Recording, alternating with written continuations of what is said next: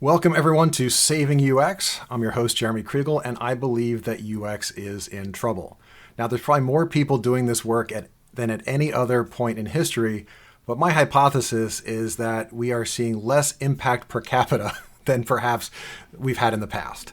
Now, saving UX is not about saving this career that I've poured a quarter century of my life into.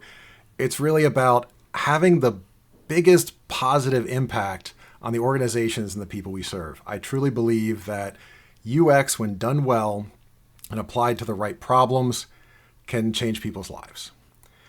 Now with me today, I have Dan Brown. Dan is a longtime UX veteran, co-founder of 8Shapes, author of multiple design books, and even a few design games. Dan, thank you so much. It's great to chat with you again. Jeremy, it's always nice to chat with you. Cool. Now, for those who might not be familiar with you, would you mind giving maybe a brief arc of your career, maybe a little bit about how you started and Sure. any notable changes in the middle and where you are now? Yeah, sure. Happy to. As you said, me and my business partner, Nathan Curtis, started 8Shapes back in 2006. And so I've been doing this for nearly 15 years.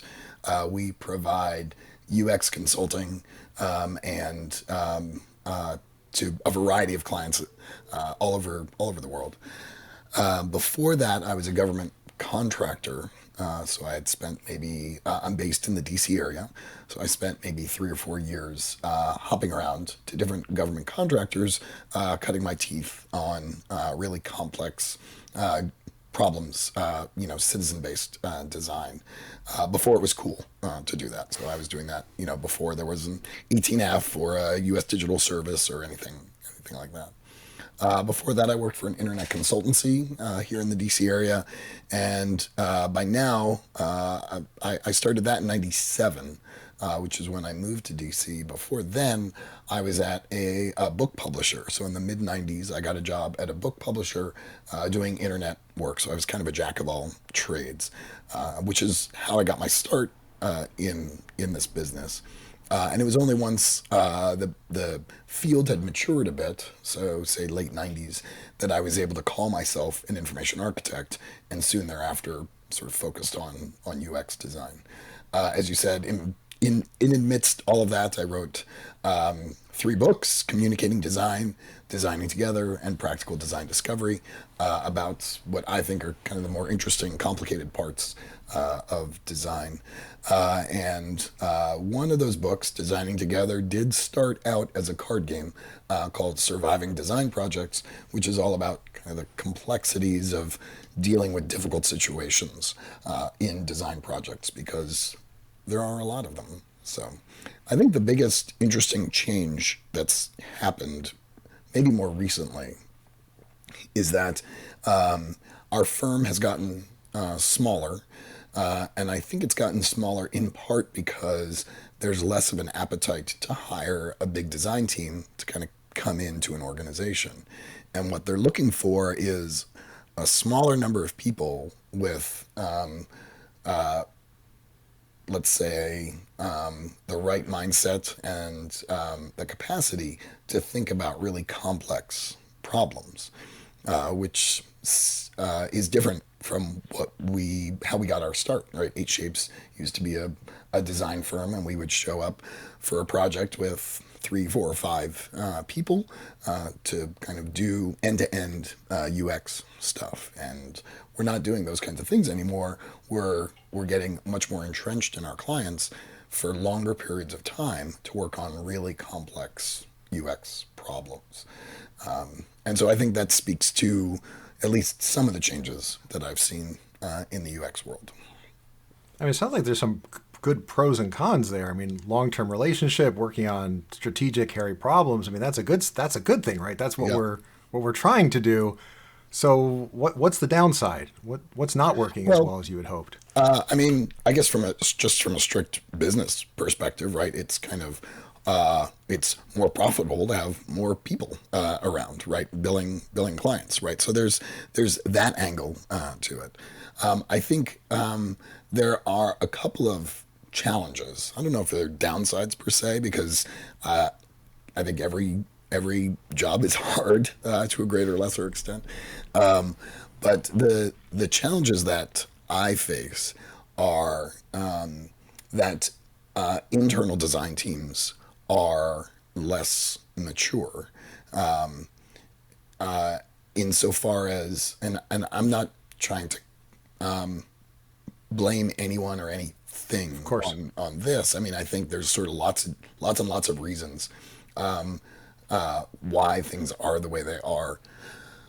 My definition of adulthood, by the way, is acknowledging that there is no simple explanations for anything, right? It's like A doesn't cause B. It's like A through Z causes B, right? So there's lots of myriad reasons why things happen. Anyway, And I think on top of that, we can always assume positive intent that everyone is right. doing the best they We're can just with trying. the Yeah. scenario and the skills they have, right? 100%. Yeah, yeah. So I think so. Let's break down some of these things challenges that we're facing. Right. I think there's software development has as a field and as a practice has gone through lots of different changes. UX has never really understood its place there, and so some of the things that we encounter in our clients are folks whose design jobs have become, let's say, fairly rote or mechanical, or very much focused on producing design artifacts for the products that they work on, which is a necessary function. But does that necessarily afford the ability to take a step back and ask yourself, are we building the right thing? What are the hard parts about this product that we really need to think deeply about that might not fit into a sprint structure in the way that our organization has come to expect it?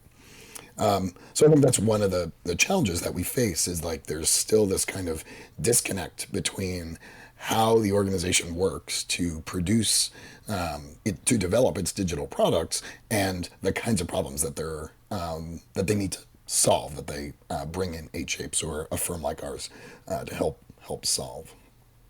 I think there are perfectly capable folks inside the organization who can try and solve these, but they're kind of caught up in the stream of software development that it's hard to kind of pull them out and really give them a chance to think deeply about these things. Now, I mean, I've heard this dichotomy pointed out, the difference between problem finding and problem solving. Right. And it sounds like you're even saying, like, even within the realm of problem solving, it sounds like it's very tactical, and you're seeing that teams aren't given the ability to think more deeply about those problems, let alone the problem finding piece of it. Yeah. I mean, I think it's not even problem finding, and maybe even that we have an awareness of what the problems are, but problem understanding, right? I mean, just taking the time to really understand what is the problem. I mean, I can think of projects that I've worked on in the last 2 years where we know there's a problem. We keep trying to solve the problem, but I can't say for sure that everyone would be able to really encapsulate what the problem is, what it is that we're really trying to solve for. Everyone's got a different perspective on that, and we haven't taken the time to reconcile those different perspectives, or validate those perspectives, or elaborate on what the problem is, so that we truly understand what it is that we're trying to solve. Another thing that we can point to is the move fast and break things attitude, right? I feel like there's something to be said for that approach. Like, let's put stuff in front of people and just see what happens. We've all talked to death about the dark side of that, and that the impact that it's had on our society over the last few years. But I think just generally, it's harder to do UX when there's one expected speed, right? We have a highway system that allows us to move at different speeds depending on what the need is. That is true for how design works too. Sometimes we can move fast, and sometimes we need to move slow. And if the expectation is always moving fast, then I think we're not empowered to recognize, as you say, identify, find, recognize, elaborate on the problems that need solving. So how do you see that dichotomy of speed? Like, when is it appropriate for UX to be moving fast, and when should we be slowing down, and how is that conflicting with the cadence of the organizations? Right. I mean,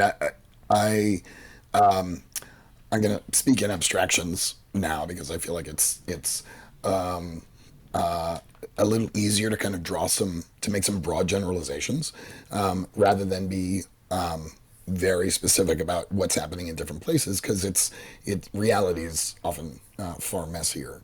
Of course. But I think we can talk about sort of management or executive level expectations about moving fast.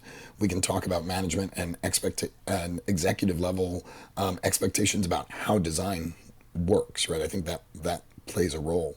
I do think that there are design problems that can be solved quickly, right? E-Shapes, one of the things that we're known for is helping organizations stand up a design system.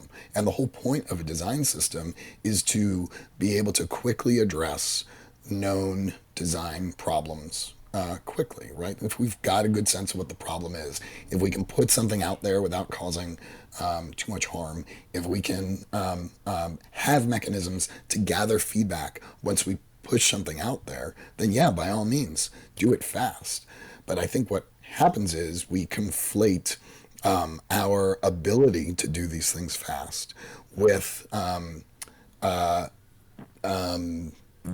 this idea that we can solve every problem the same way. Another value of a design system is that it solves some of the more rote or fundamental problems so that we can devote our time and money and resources to thinking more deeply about the harder problems, right? Shouldn't have to redesign the button every time. We've got that. Let me think more deeply about how can I most effectively help someone, complete this process, right? That is a complicated thing. I shouldn't have to think deeply about what the button looks like. So I think you asked me when can we move fast and when can we move slow?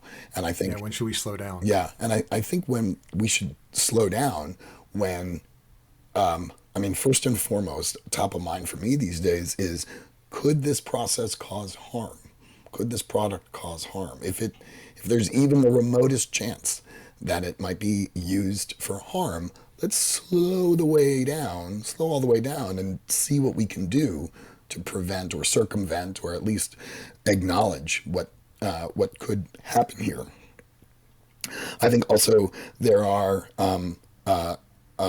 a demand to support more complex business processes using digital products. Most of the work that I do is looking at a business process and saying, what tool can we build to support this process? And this is not, in the old days, this was like, fulfilling, e-commerce fulfillment or whatever it is. And now it's how do we, make sure that I can't be very specific about the kinds of projects that I'm working on, but things that are far more complex, that involve far more moving parts, far more people. How can we support their needs? Well, I can produce a lot of screens that attempt to address those needs. But if I don't really understand A, what the problems are, and B, which ones are the ones that really need solving, then I'm just going to be producing a lot of stuff fast that doesn't have any value. But it's not like we don't know how to understand these problems, how to gather that information, synthesize it. There's a rich discipline there. What's getting in the way of doing that work, or what beliefs exist within some of these organizations where they don't want to take on that effort? Actually, I disagree with you. I think there are lots. Go for it. I think a lot of, when you say we, I think you're talking about UX designers, right?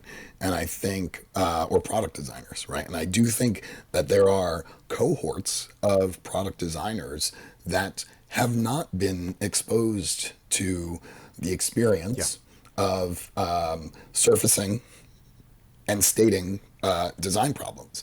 I think there are cohorts of product designers and UX folks who have not been exposed to rigorous prioritization exercises where we say we are going to build that and we're not going to build that.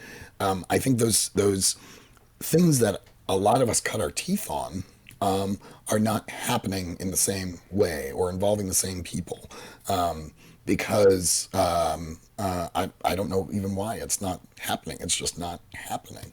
And I also think that there are cohorts of product designers who are not familiar with the deep thinking techniques and approaches that we had been afforded the opportunity to do earlier in our careers.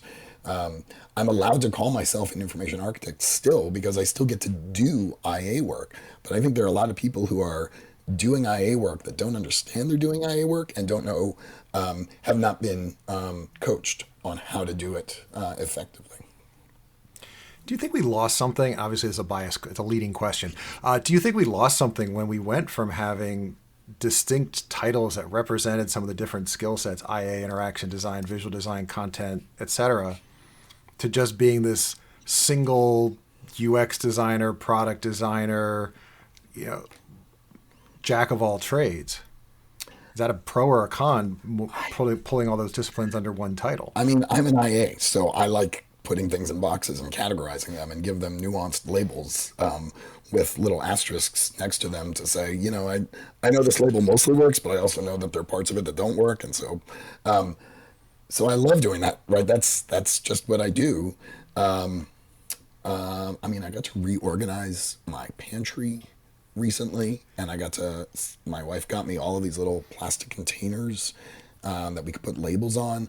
I was not allowed to make the labels because her handwriting is much, much better than mine, but I was allowed to organize the containers. And, I've got a shelf of different kinds of flours, right? Because we have a variety of baking needs, and a variety of like nuts and seeds, because we have apparently a lot of those. And where does ground up coconut go?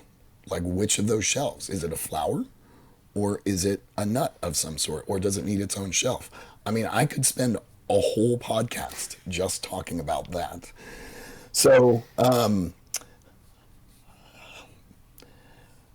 there's value in a more holistic view of design.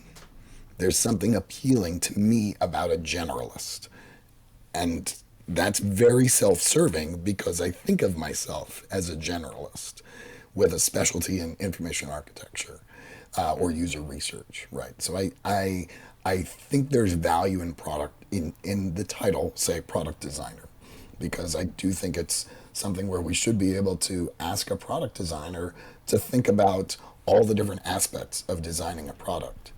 I also think a product designer needs to be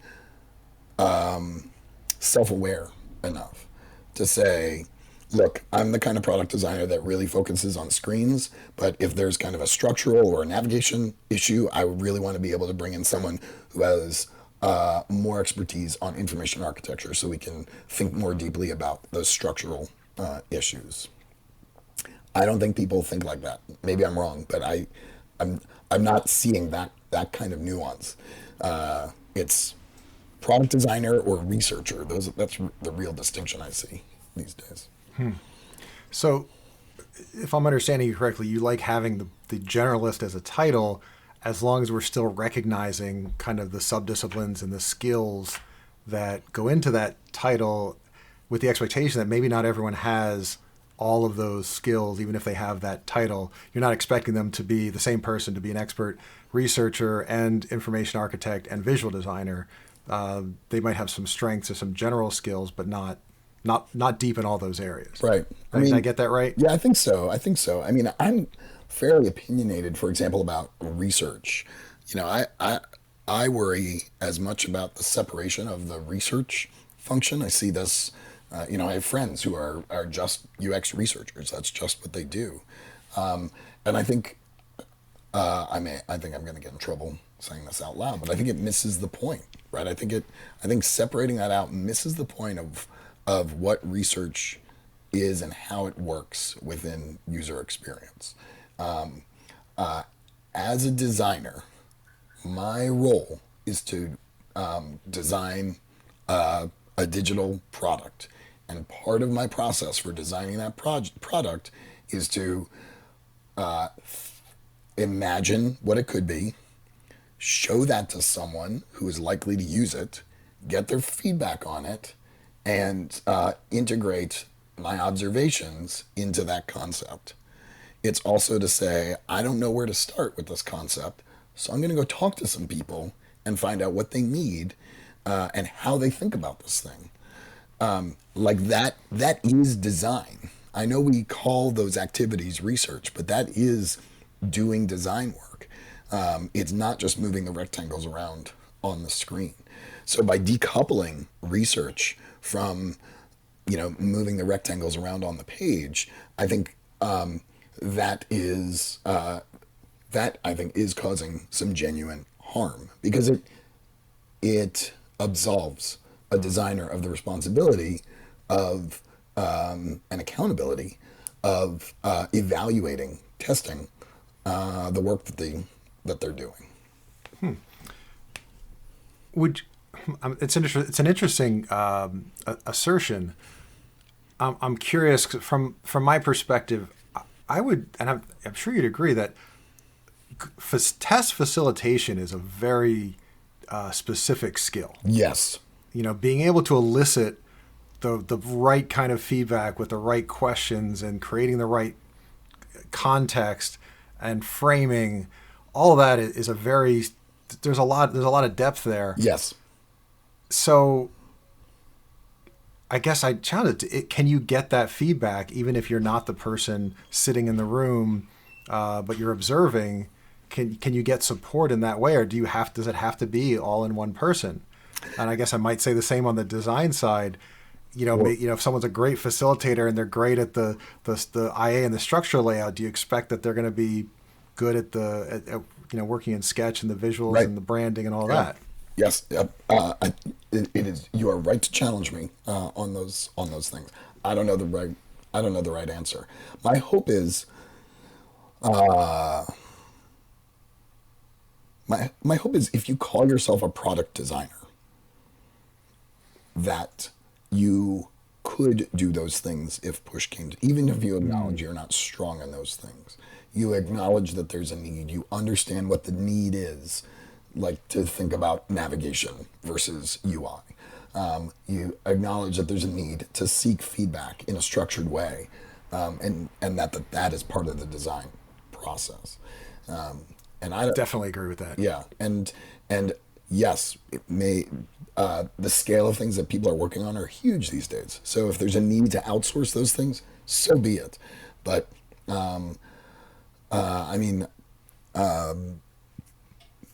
outsourcing them, having someone else do it, and then give you a punch list of things to update, I think that's Right, that's not going to be, yeah. Yeah. I agree. You still need to have that interaction or that direct engagement, even as an observer, to be able to develop the empathy that's going to help you make better decisions. Exactly. Completely agree with that.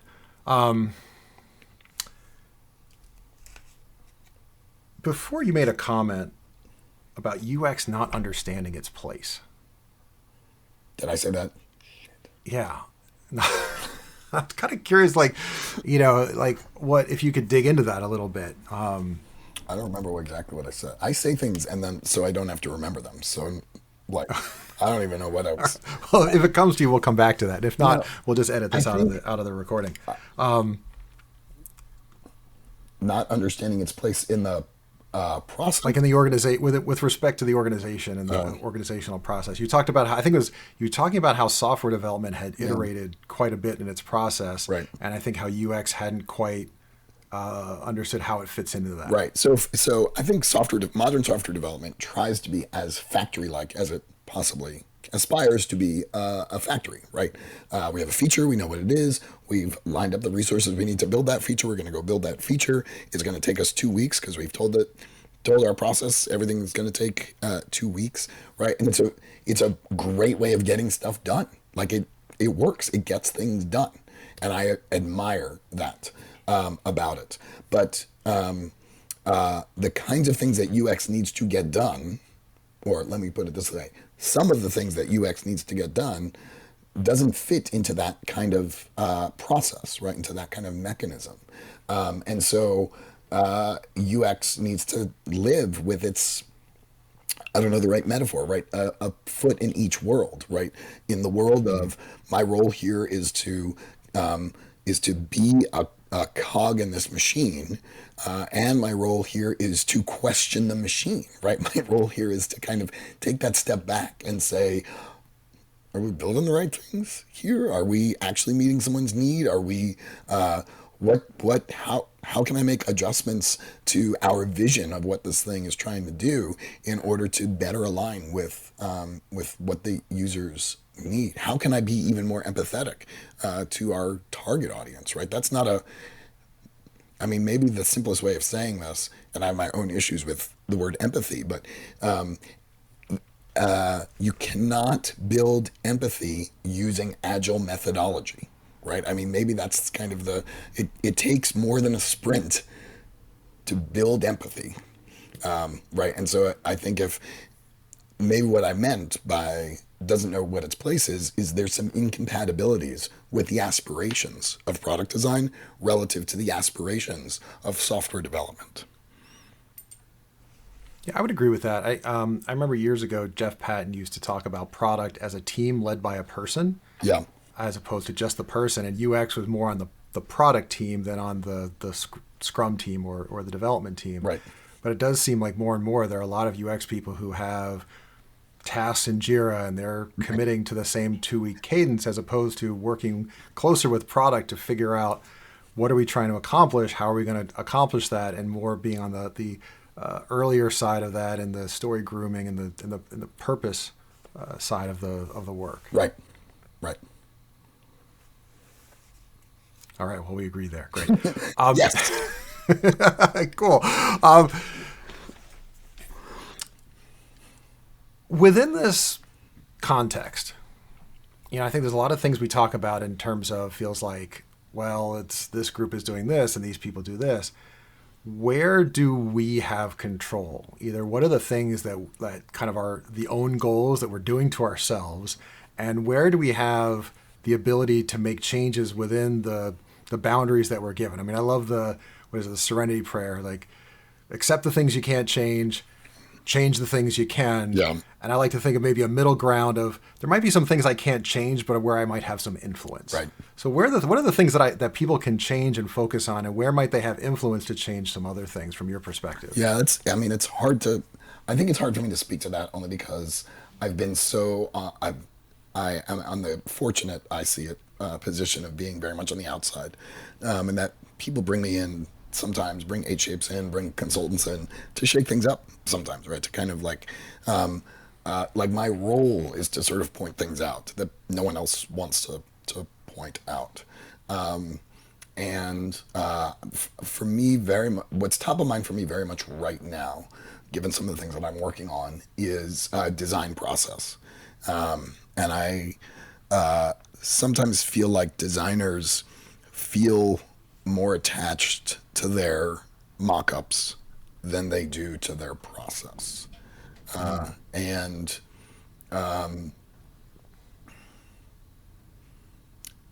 mean, I'm not saying anything new or controversial when I'm saying you don't have 100% control over what goes in the mock-ups. I mean, that's sort of the reality of designing digital products in any kind of organization.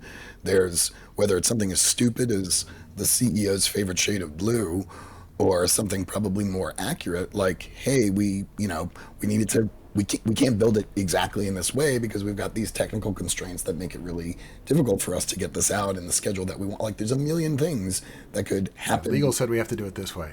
Right. So we've got to tweak your ideal design. So you look at a piece of, or you look at a product that you say designed, and you remember the things that you had to compromise on, or that didn't go exactly the way you wanted. But what you can, I think, where one should exert far more control is the design process. One of the things that I say frequently about 8Shapes is that we don't have project managers. That the person who's running, like the creative lead, the design lead on the project, is the person who also manages the project schedule. And the reason for that is there is the way we approach these design problems, the methods that we use and choose to use, are are as important as the creative vision is.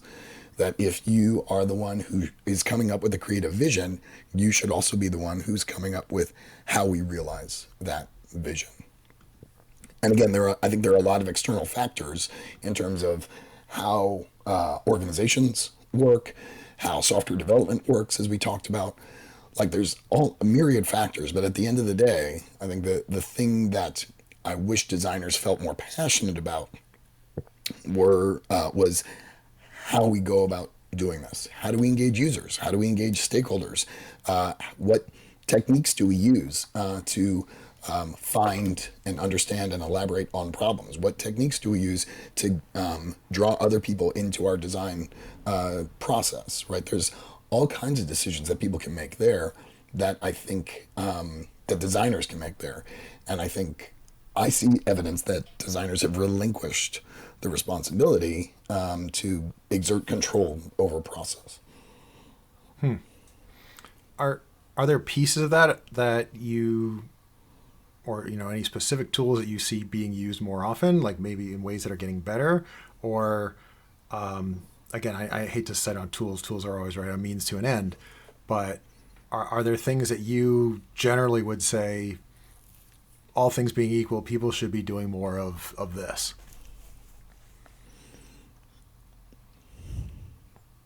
Oh my gosh. There's like a whole laundry list. What are your top three? Top three things at the top of the list. I don't even know that these are the top of the list right now. Like Jeremy, you and I could like hang up and call each other in an hour, and I have three completely different things that are top of mind. I think people are terrible at this. Oh my gosh, the way I'm framing this. Just apologies. People are terrible at facilitating conversations about design. They are terrible at it. They put things in front of someone and say, "So what do you think?" And that is not a conversation. That is a cry for help. That is a desire for validation, and that is not design process, right? That is I've poured my heart and soul into these particular pixels in this particular configuration, and if you don't say you like this particular configuration, you will have insulted me dearly. A mock-up is a excuse to have a conversation. Like, draw value out of the conversation itself and think about how you want to have that conversation before you get too wrapped up in what the pixels look like. So that's awesome. Now, for someone who just listened to that and went, "Oh shit, that's what I do," how would you model like a better approach for them? What should they be thinking about before they go into that design review conversation with either other designers, stakeholders, customers, etc.? Pick three decisions that you made about the design. Write down what assumptions you made in order to arrive at that decision, right? I prioritized this piece of information over this piece of information. And I prioritized this piece of information because we heard in the user research that users care about this piece of information more than any other. Okay, so now you've got a decision that you made, an assumption or a rationale for making that decision. And now you can ask a question about it. Did you hear that too? Is there something else that you would prioritize here? Do you think this addresses the need of the users? You're not asking, so what do you think? You're asking meaningful questions about the decisions that you make. Does that answer your question? Absolutely. And I think it goes back to what you were talking about earlier in terms of people not understanding the value of design. And here you're emphasizing, well, of course, we have to be able to articulate our process and our thought process. It's not we did this because it's magic and we're special people and yay, take our design and run with it. It's like we've put a lot of deep thought into this and how what we're doing is going to meet the customer and business goals. Let me articulate that for you. A few years ago, I created a deck of cards called IA Lenses. And this is a deck of 51 different cards with questions on them to help people think about the IA work that they are doing. And the reason is because it's hard to talk about IA. It's just straight up hard to talk about IA. Specifically, if you've created an IA, how do I show that to someone and say, what do you think of this? So I created this deck and I presented it to some colleagues. And this one person comes up to me after I presented it, and she was like, how did you do this? And I was like, well, I just sort of wrote down all the questions that I ask, and then I put them on cards. And she was like, no, how did you take your process and model it in this way? And she used this word that I fell in love with, which is externalize. And I think you just said it, right? There's a skill that we don't talk about that somehow I stumbled upon, and I don't know how, but it's to sort of take what happens in my head and put it down on paper, either visually or just making a list, like just being able to sort of reflect on the mechanisms that I've used to arrive at something and pull those mechanisms out of my head so that I can share those with other people. I think one of the reasons why Nathan and I get along so well is that we both value our abilities to articulate and to externalize the processes that we do. Some of his deep thinking on how to think about design systems is intoxicating because it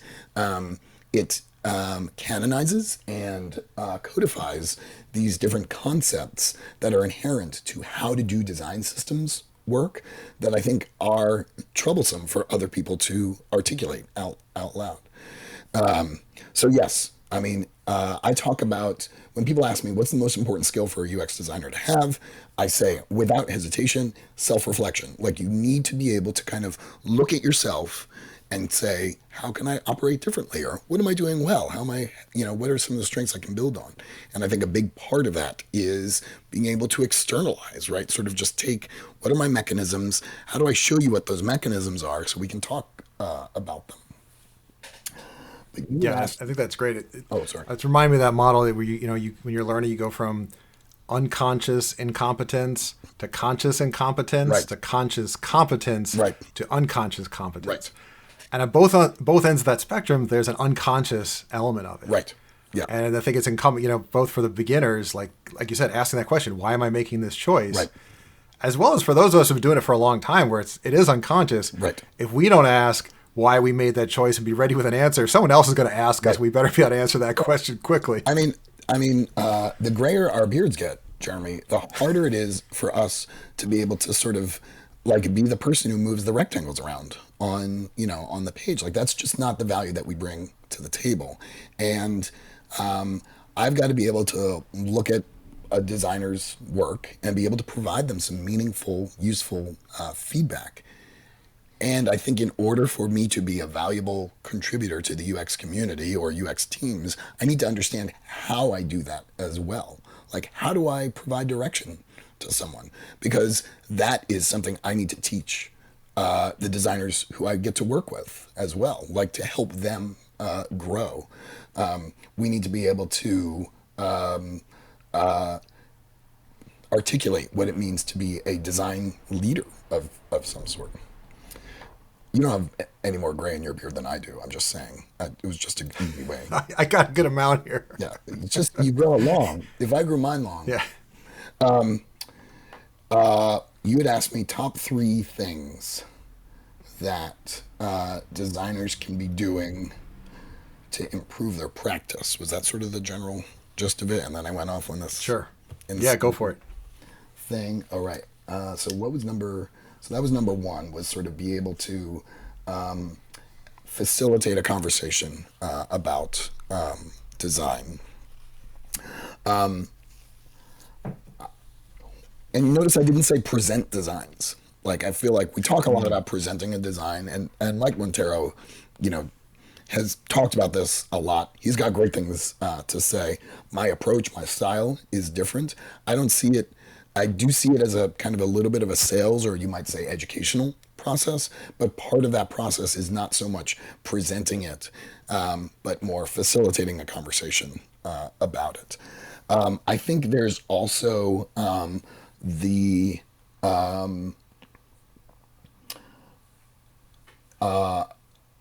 ability to state a problem, which I don't know that I see people doing that well, or at all. And it's a hard thing to do, and I have to remind myself the right way to do it every time I try to do it. And sometimes I forget to do it. I get so excited about moving the boxes around on the page, I forget to sort of take a step back and ask myself, wait, what problem am I trying to solve here? But I think if designers,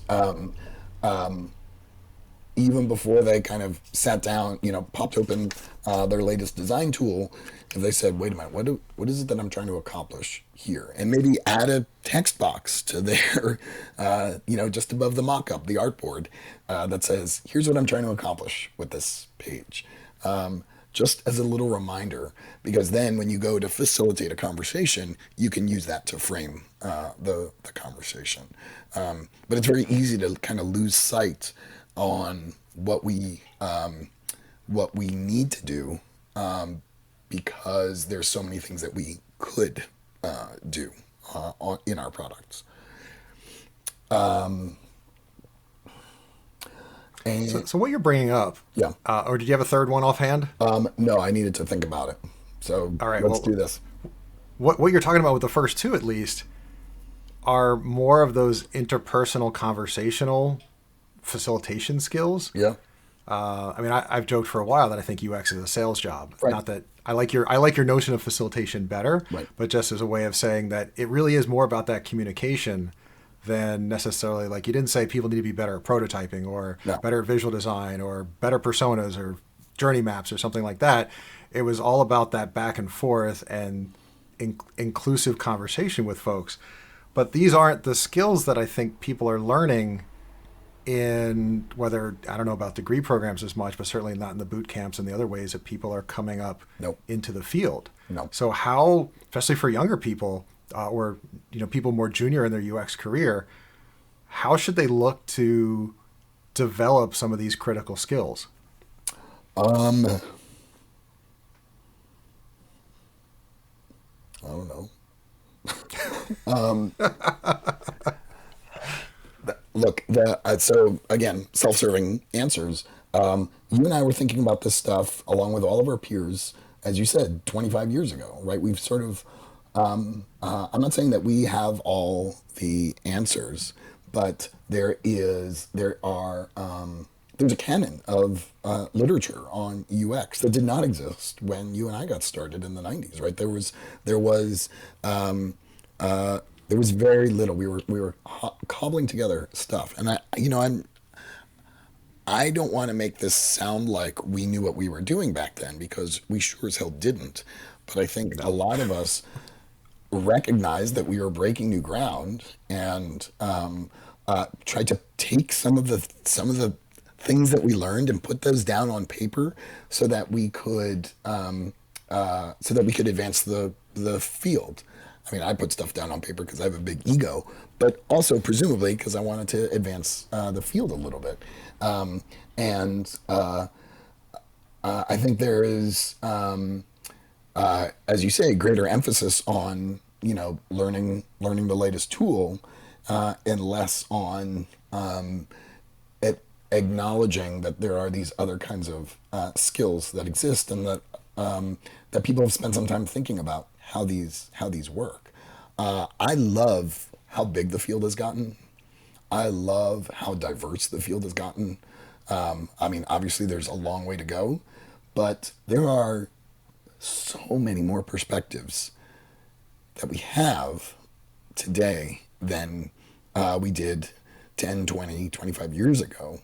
And my hope is to start seeing articles that or books that are not so much about how to do wireframes the right way or how to do personas the right way, but really take those build on the work that came before and inject some new perspectives into that. There are folks in the field today who are, I think, bringing that sensibility to the table, but it's still, really easy to write an article called "Wireframes Are Dead" and get a shit ton of clicks on it. So I don't remember your question. That's what I got. And we were talking about like where to go to learn those soft skills, Right. the Oh yeah. facilitation and all that. I mean, I think also there are. I think I don't. The people that I get to work with, I I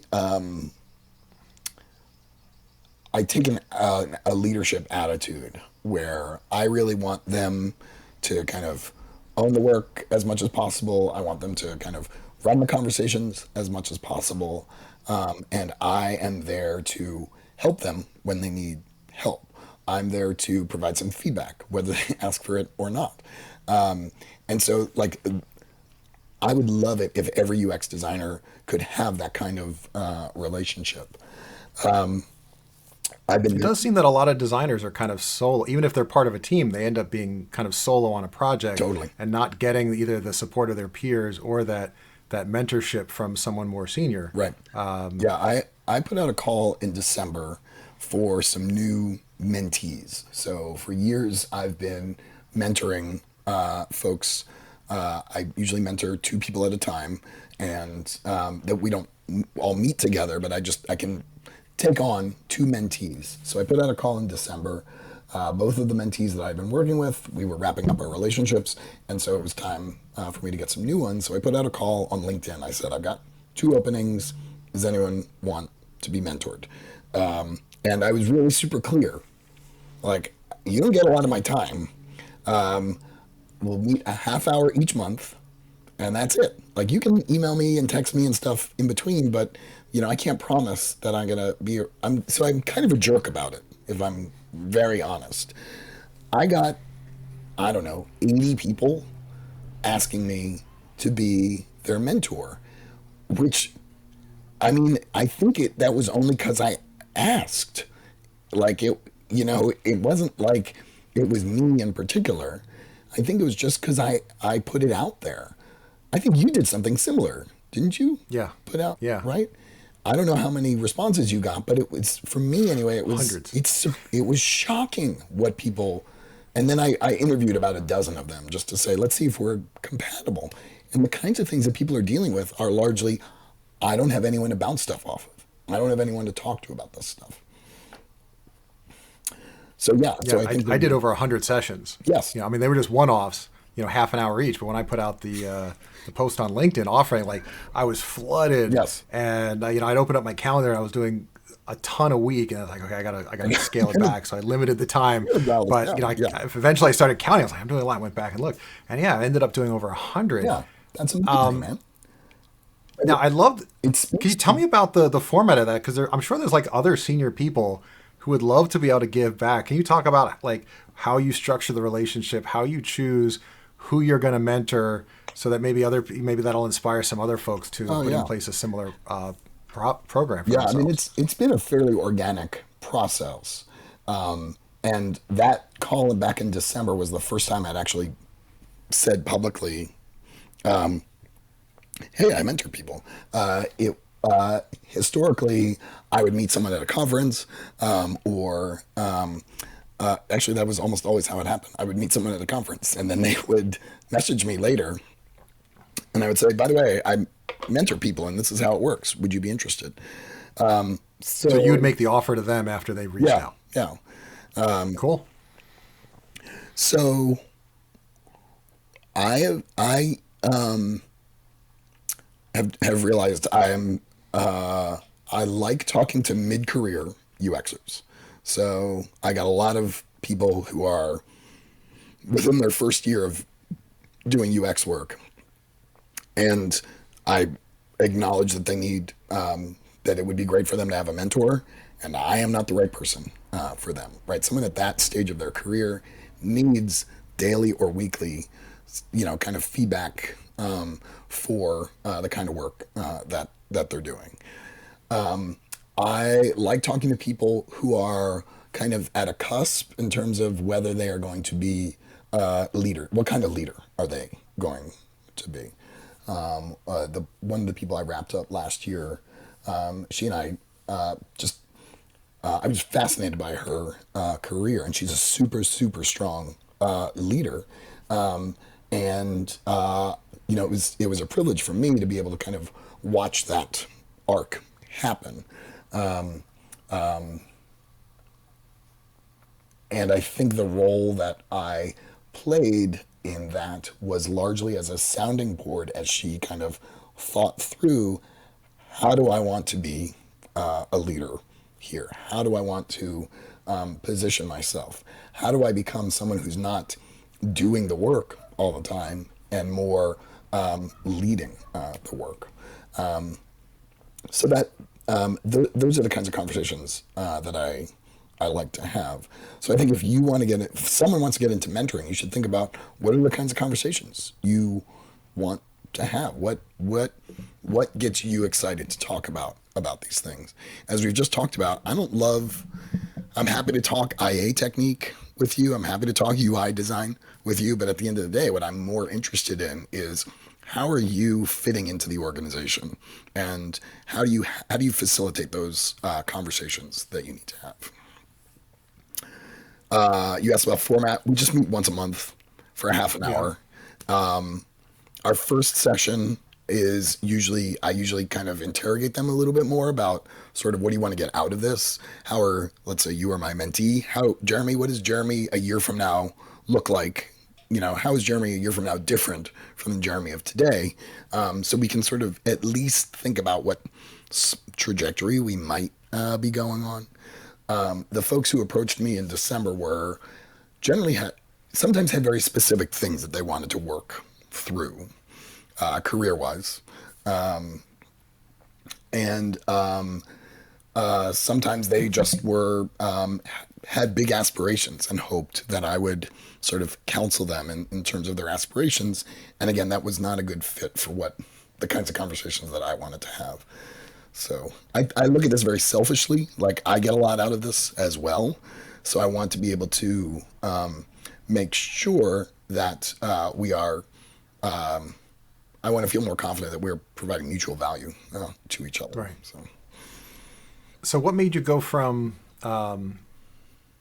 having people reach out to you and then offering the service to advertising it publicly, and then when you got all those 80 responses, how did you end up winnowing it down to the 2 people you ended up deciding to work with? It was hard. And I'm a kind of person who, if someone is asking for help, I want to provide help. Sometimes it's hard for me to say no.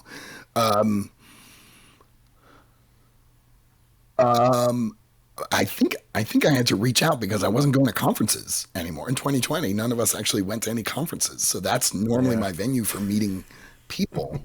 And I didn't go meet anyone in 2020. I don't know. So I just didn't have anyone lined up. I also had never really sort of publicized that this was a thing that happened. So people weren't really approaching me. The winnowing it down was a little bit arbitrary. I mean, a lot of people just messaged me to say, hey, I'm interested. And I didn't even consider interviewing them because I got so many other responses where people provided me some more detail. So I felt like if you really wanted to mentor, that's a great point. You'd be able to articulate, here's what I'm hoping to get out of this. Again, not to diminish them or not that they didn't need a mentor or didn't deserve one, but I had it was a substantial effort to kind of deal with. I didn't expect such a big response. That's what I'm trying to say. You got a ton of people. You got to find some way to kind of winnow the list, and someone who gives you more information is just right. It gives me something to go on. They're going to go to the top. Yeah. So I narrowed it down to about 10 or 12 folks. I prioritized women and people of color. I felt the community was very, very generous to me as I was, growing up in this community, and I just felt and feel an obligation to sort of give back to the community in this way, especially if someone is from a disenfranchised group. And then I interviewed those folks, and I really just let them talk about what they need and what they want. And I knew what I was listening for, which was some of the things that I just talked about in terms of where they were in their career, what their aspirations were, what were some of the Yeah. challenges that they were dealing with. And there were some folks who were are wrestling with, like, should I go in house? Like, they're a consultant now, should they go in house? I'm not really very good for that conversation because I have not been in house almost ever in my career, so I don't really have a lot to offer there, and I don't know that I would get a lot out of those conversations. But I've got someone who's senior-ish, and is weighing the pros and cons of becoming a people manager, right? And that's interesting to me, right? That's a challenge that we UXers will be dealing with for a long time. So, Yeah. Now, you said in the beginning that you were wrapping up with some people. Do you have like a fixed time commitment that you make with these folks, or just sort of you identify that goal in the beginning, and then once you sort of I basically get there, say, you wrap it up? I basically say, let's expect this to go 6 or 12 months, and at the 6 month mark, we'll kind of check in and say, is this working? Do you want to keep going? And then at 12 months, we'll say, okay, I think we're done. That being said, the previous two I'd been mentoring for 2 years, so I'm pretty bad at saying goodbye.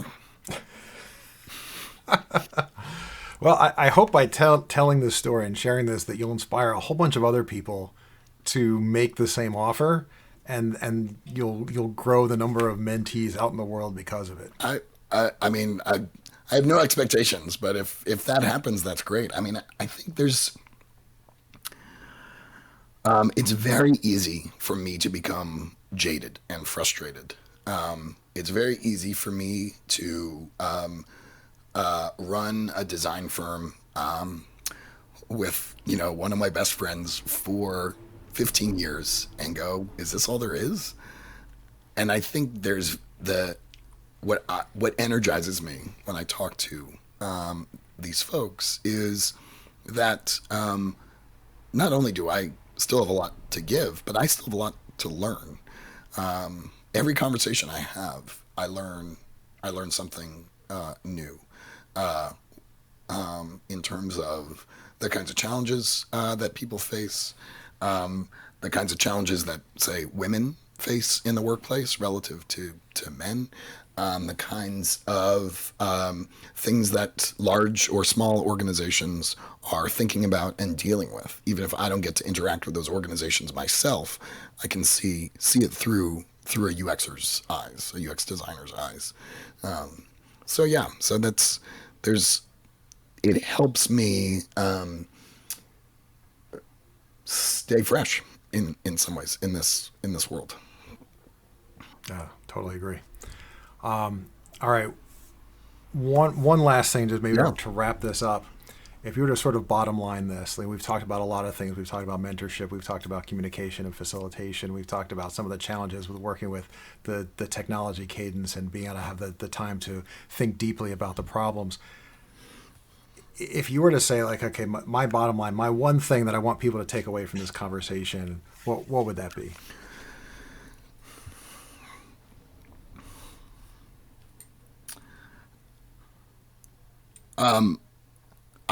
Jeremy, I'm so glad you are doing this. I really, really hope that you get a variety of voices on this podcast, because there's only so much two white guys talking can unpack.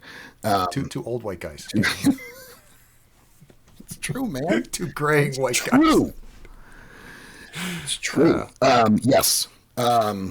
So I'm excited that this conversation is happening. The reason why I'm excited that this conversation is happening is that at the end of the day, UX as a field is made of people, and it's up to the people in the field to ensure that it is, to use your words, saved, to make sure that it is doing what it needs to do. And I think what that comes from is, as I said before, sort of mindful self-reflection of, am I doing this job? Am I participating in this career? Am I a member of this community in the best possible way that I can be? What little thing am I doing to advance the field? What little thing am I doing to give back to the community? What little thing am I doing to uphold the values that I as an individual have that drew me to user experience in the first place? So I think if there's one thing I want to leave people with, it's please take some time to reflect on yourself and what your role and participation is in user experience. Oh, that's awesome. Dan, if people want to follow you, what are the best places to find you on social media, et cetera? I'm at Brownorama on Twitter. That's definitely the best. I'm actually Brownorama on many, many social networks, but Twitter is where I mostly talk about politics and tabletop games, and occasionally user experience. Awesome. Well, this has been a great conversation. Dan, thank you so much for joining me today. I really hear about what you're saying in terms of bringing in diverse voices. I think looking back, the early stages of UX, mid-90s, et cetera, were about as diverse as tech was at that time, right. i.e. not very. Right. So I agree. It's important, and I'll be looking for to get a more diverse set of folks on this podcast to hear different people's perspectives on this. But it is a huge problem. But again, you've got a tremendous experience, almost coming up on 3 decades, 2.5 to 3 decades. So I really appreciate you sharing your experience and your perspective. Thanks for framing it in just that way. Jeremy, I love talking to you, and it was my great honor and privilege to have this conversation with you. Awesome. All right, folks. You can look for all the notes and links to things that we've talked about. They will be up at sux.live for Saving UX. All the show notes will be there, as soon as you can see this podcast. All right. Take care and see you next episode.